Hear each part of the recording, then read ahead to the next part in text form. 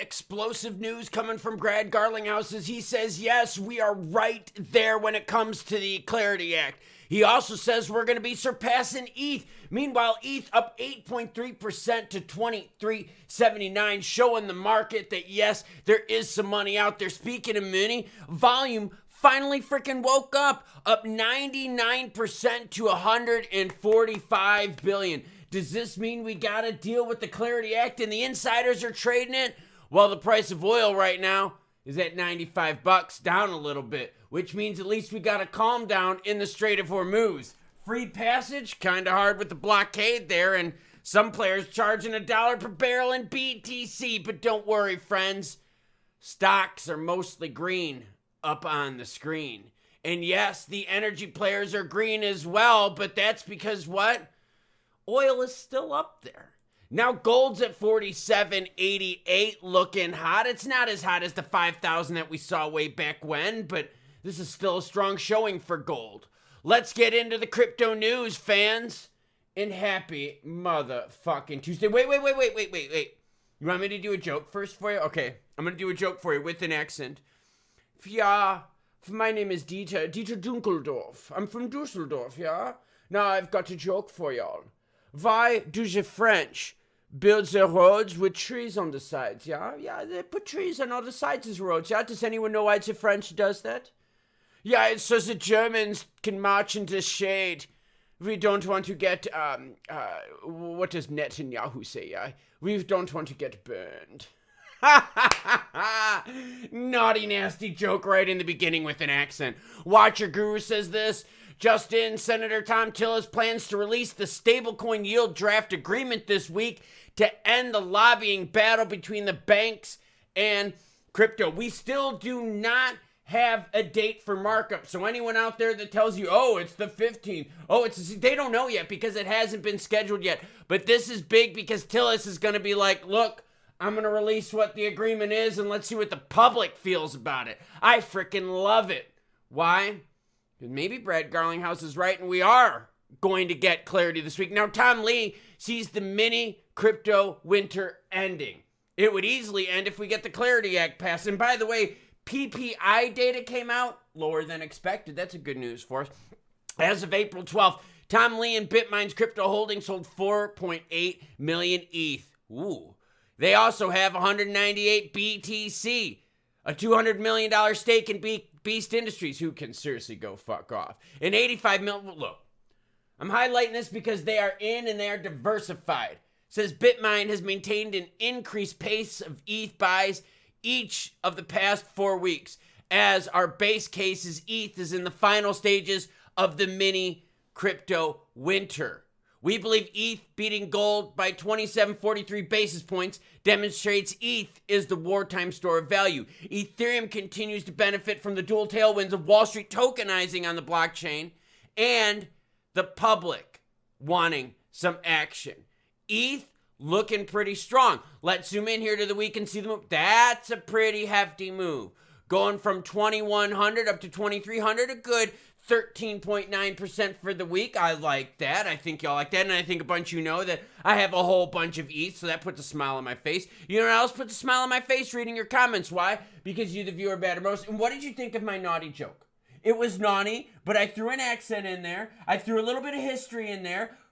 Previous, like old world history and current history. I think I did pretty good. It was a little naughty, but fuck it. Sammy HM says you would kill if you did voiceovers. You could change your voice in seconds. It's really amazing.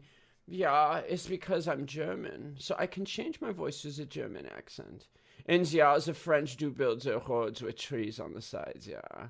We never get burned when we're in France. Now Ripple's CEO Brad Garlinghouse bets big on XRP flipping ETH, which should be cool because if ETH is running, now that'd be awesome if XRP were to flip something that was running. Now, his argument hinges on the utility because XRP is designed as financial infrastructure, enabling faster, cheaper cross-border payments. Therefore, XRP is being positioned to solve a clear global problem, moving money across borders. Now, we need to see that adoption, though, take place. We need to see the utility of it hit. We need to see those transactions go through the roof. Realistically, though, the gap is still wide. Ethereum commands a 286.5 billion market cap, while XRP is at 84 billion. In fourth place, you got Tether at 184 billion. Therefore, closing this difference demands a major reallocation of capital, but with momentum building, it's no longer a far-fetched scenario. Oh, okay. Y'all want to hear what Brad Garlinghouse said? Let's put the old cans on and let's listen to him. My only fear is that this is what? An old interview. Yeah, so what's affecting the price of XRP has been the SEC. People forget, frankly, before the SEC got involved in the crypto markets, XRP was the second most valuable digital asset, ahead of ETH. And then the SEC got involved and said, hey, we think ETH is probably okay, and ETH went up. And then they sued Ripple, and XRP went down. Oh, so Brad is talking about the lawsuit with the SEC. So this is old bullshit news. I fucking knew it. And because I knew it, I'm going to tell Steph is crypto, you are retarded. This is old AF, you hopium pumping loser. Bang! Replied, posted, there you go. The SEC case has been over for a while, and we haven't seen any major movements. Now, to be fair, though, when you look at crypto, this whole blob that's up here on the screen, let's be honest with ourselves. This entire blob is down big time over the last year. Zoom out for the last year for ETH. Yeah, I know we're up to 2,300 now, but we were over 45 for a while. You could do the same thing with BTC. You could do the same thing with Sol. Let's do Sol just for shits and fucking grins. Sol, go to the 1 year chart. Yeah, we were darn near close to 250, and now here we are at $86. Oh, what about BNB, Klaus? Did BNB have... Yes. Everything is freaking down over the last year. Over the last year, BNB went over 1,300 a couple times. Now we're at 616. So everyone's down. So the narrative that the price got suppressed with the SEC is old fucking news. What are you going to do? Keep relying on old news? What are you going to do? Keep hanging your hat on old shit? Could you imagine a baseball team or a football team, soccer, whatever, depends on where you fucking live in this world, coming out saying, oh, 2 years ago, the refs screwed us. Ever since that, no, that was 2 years ago. You move the fuck on and you keep going. So Steph is crypto, you are retarded. And in fact, you know what? We are gonna, oh, I've already blocked you? How is that fucking possible? No way, that's not possible. Let's go on Steph is crypto. Oh, they're blocked, so then how the fuck did I see it? I knew it. Bastards. Now, Brad Garlinghouse also says we're here with the Clarity Act. And you're like, what? Yeah. Here we go. Ripple CEO Brad Garlinghouse says he's optimistic on the Clarity Act at the Semaphore World Economy. Says when people are at their peak frustration, that's when they finally compromise and get it done. He says, I think we're there. Meanwhile, the odds for the Clarity Act are at a eye-watering 59% chance. Still no markup scheduled, and at least Tom Tillis is going to give us the bill. JOOX007, love it, says Charles is principled. He will succeed the most over time. I don't know. He's got some mental demons going on. I know I've got a twisted sense of humor, but Charles is pretty fucked in the head. Honestly, for like a billionaire, he gives way too much of a flying fuck on what social media thinks of him. But I get what you're saying. So do you believe Brad's optimism? I mean, he's been spewing optimism for a while. Years ago when they were battling the SEC, he was trying to justify that as the reason for price. What's your justification now? Mine is the fact that the whole fucking market sucks. BNB, ETH, Sol, everything sucks right now since the big moves of last year. Now the Clarity Act odds are down 59%, like I said, and that door is closing. Or maybe it's a freaking window. Maybe you're like me and you leave your windows open at night and it makes your house super cold. And when you get up at 5 in the morning to pee when you're pitching a PP tent, your nuts freeze. By the way, we've got about 2 weeks left until this month is over, where most agree that that is the deadline to get Regaronis done. Now Shane, dropping support on the channel. Thank you very much, Shane. Shane says, thanks, Klaus. It's still $1 now, cheaper than what I ever would have thought it would be. That's talking about XRP. And this is because of the hopium poppers. Whitetown is going to go to 10,000 and ship by Friday. 2 years I've never seen it get anywhere close. Happy motherfucking Monday, choo choo. Happy mother Tuesday to you. And I agree. The biggest problem we've had with XRP has been the hopium pumpers. People like Steph's Crypto, who I blocked, and how I somehow got the feed of the post. That makes no fucking sense. That pisses me off. People like this are the ones that are hoping up this crap. Playing clips from years ago, trying to make it seem like this is new shit. The one I shared with you a few days ago, the clip, was when XRP was 50 cents. And people are like, oh my God, did you see what they posted? And I'm like, yeah, that was fucking 2 years ago, you fucking retard. And now XRP, the volume's up 60% to 2.87 billion. Price is at $1.37. Same range we've been in now for over 2 months. 2 months in 1 week.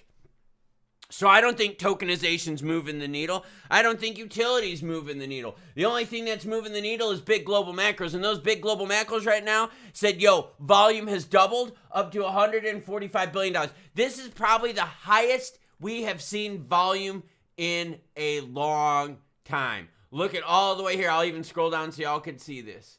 2.48 trillion market cap, 268 billion. That was way back in the 4th or 5th of February. This is the biggest volume needle we've had since. Sadly, we've had a little bit of outflows of BTC, about 300 million worth. And BTC itself, not really melting faces at 74,007. But it gives players like Michael Saylor some breathing room. Meanwhile, the entire crypto market is down and people are pissed. Because of the hopium pumpers, because of the delays in the Clarity Act, and because we still don't have a strategic reserve. But don't worry. Tom Lee, who's crazy AF, says this mini crypto winter is over. Well, I sure hope he's right. Because we need the Clarity Act and we need it now. J.D. Wentworth, 877 cash now. XRP price section. 877 fuck off. That's what we should say to the hopium pumpers. A little bit of cold coffee this morning. Although I'm cheating on my Guade coffee. This is some Mick Cafe for my iced K-Cups. Had to wait for like a week for that shit to come in. It's always out. Always sold out. Now, gonna be honest with you. Are we gonna get the Clarity Act? The odds aren't looking so good. And the big problem we have is that even if we do get the Clarity Act, are we going to get a watered down bitch Stewie version of it? Are we going to have no yield? Are we not going to have any sort of protections for custody of crypto? Because that's something we haven't heard about yet. The whole custody rule. What if it comes out with the Clarity Act and guess what? The banks are the ones that have to custody your crypto. There's no self-custody. Oh shit, we haven't discussed that, have we? No. Because we've been too worried about stablecoin crap. Yield. So what if we don't get to custody? What if DeFi doesn't get the protection that it deserves? What if those developers now are on the hook for all this shenanigans? That'll stop DeFi growth, won't it? Yes, it will. So let's see what Tom Tillis brings to the table. Let's see if the Clarity Act brings any clarity. Or if it's just more bullshit. Kind of like Steph's Crypto, posting bullshit from years ago, making it seem like it's now. When Brad Garlinghouse is fucking talking about the lawsuit, the current lawsuit with the SEC. Yo, homegirl, that shit is fucking old. But that's what hopium pumpers do. They keep bringing up old shit. Why? Because they're trying to pump up their bags. Their mistakes. See, a lot of those influencers out there, they drank the Kool-Aid. No, they didn't drink the iced coffee. They drank the Kool-Aid. By the way, this iced coffee makes me fucking pee all night long. There must be more caffeine in there that they say. But seriously, it's all these hopium pumpers got. And I bet you most of them bought at the tip. I bet you most of these fucking hopium pumpers were chasing XRP at $3.50. And they're so deep in the red right now that the only thing they can frickin' do is what? Pump more hopium. Why? That's all they got left. Reviving old narratives and shit like that. Look, you want to know what the narrative is right now? Macros rule the roost. If the United States, Israel, and Iran situation chills the F out, prices will go up. If that situation escalates, prices will go down. If inflation goes up, crypto goes down. If rates stay up, crypto goes down. None of that shit has to do with building. And the SEC case is over. And when the SEC case was announced that it was over, did you see XRP freaking like roar nutso style? No, you didn't. Those hopium pumpers out there told you, oh, when the SEC case is over, it's going to go to $10. They do more damage to this community than anyone else out there. You want to know what's one of the biggest things that's held XRP back? It's all the hypesters. Because they created an unrealistic environment. An environment that XRP couldn't succeed in because they made the expectations so freaking high. What if you came home and your spouse, your wife, your husband, dude, you could be a chick and do a little scissor action. You could be dude and put 2 pool sticks on a table. I don't fucking care. You do you. But what if you come home, your spouse, significant other, side action is like, yo, tonight, I want you to let me have it 5 times in a row. That's what I'm expecting from you. 5 times in a row. No breaks. As soon as you're done, reload that, hit it again. And you're like, oh, shit. And that person, whoever they are, like I said, could be a vertical smile lover. Could be another pool stick on the table. I don't really care. You do you, I do me. No, I do my wife, not me. And sometimes I do me. It depends. The pornog is good. But yeah, those expectations are created and you can't live up to them. What happens then? Your partner gets upset. That's what's happening in the crypto market right now. We're getting upset. Why? Because so many people out there have said crazy high, stupid shit about expectations of the market. In fact, even the president did that with that, what? ADA, Sol, XRP, strategic reserve, setting the bar high, which we haven't gotten. So next time someone out there sets you up to fail by creating the expectations being too high, you tell them to shut the fuck up, you retard. Say it just like that, too. And then use your best German accent to say, yeah, we don't want to get burned. That would be bad. Yeah. Choo-choo what? Yeah, choo-choo bitches.